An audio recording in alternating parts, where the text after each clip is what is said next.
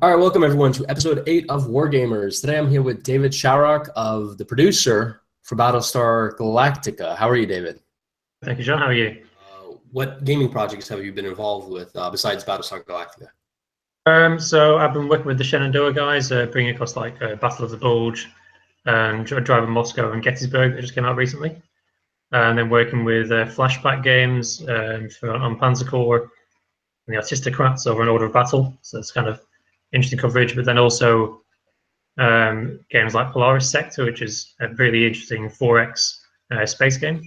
Based on like these games, Panzer Corps and Order of Battle, and like, especially the Gettysburg engine, do you guys are planning on future installments of these games with you? Yeah, so Panzer Corps 2 is out there as a known thing. So the guys at Flashback are working away on that, basically trying to see how do you turn something that has that lineage going back to like Panzer General to the very classic thing of it's essentially is very much a board game with tiles and hexes through to Panzer Corps, which took that to kind of like a much more interactable element and much more modern for its time. But now, how do you bring that forward now to what's modern now, which is very different to what it was when it released?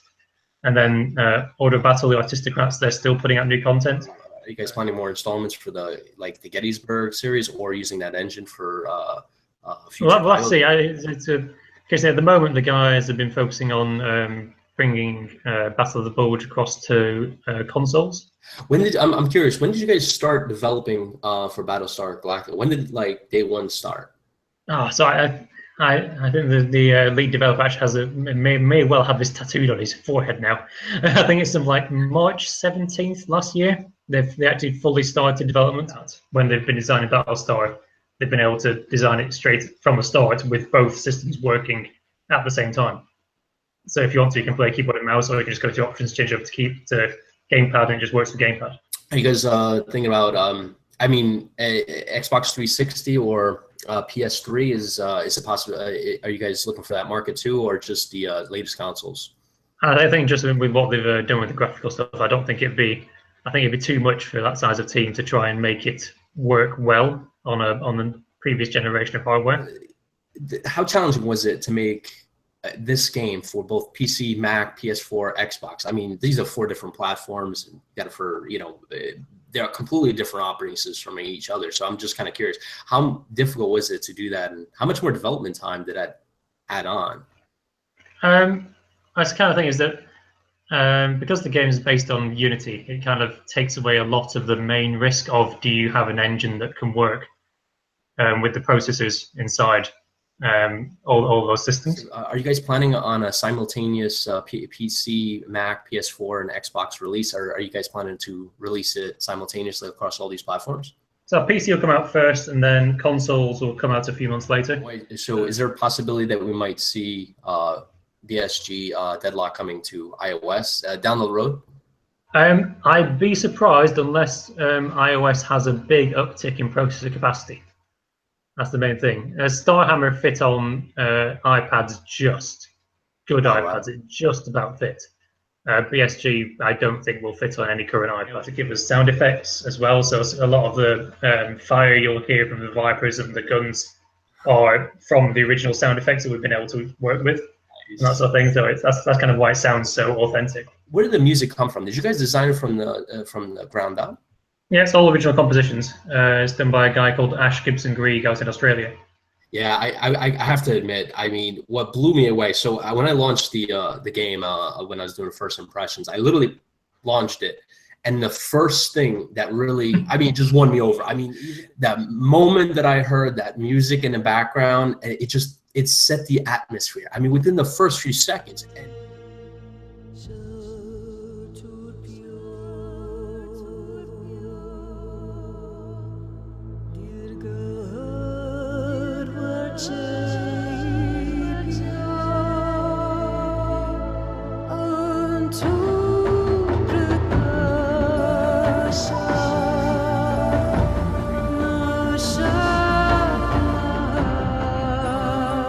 One of my favorite features of the games that they do is they've got a system with it's a WeGo game.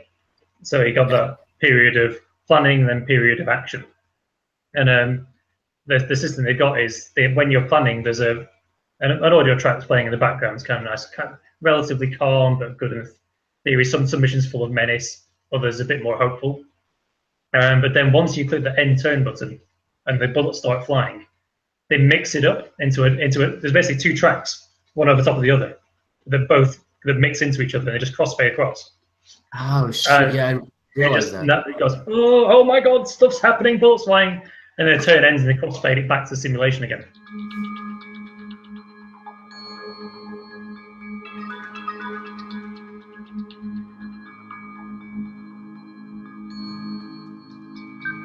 Understood.